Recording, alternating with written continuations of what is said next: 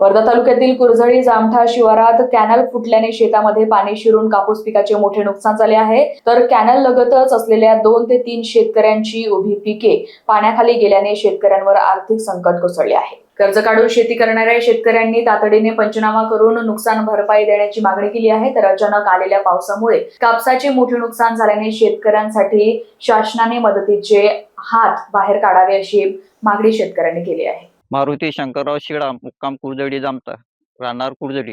सतत 2 दिवस पाऊस असल्यामुळे कॅनल फुटून गेला। माझ्या शेतातून पाणी गेलं वाहत, पूर्ण झाडं पराठीचे गेले वाहत।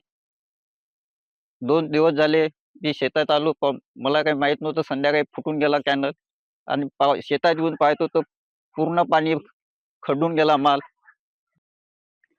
मी कर्ज काढून शेती केली, माझ्याकडे भरमसाठ कर्ज असल्यामुळे आता मराव का जगाव हे मला कळत नाही।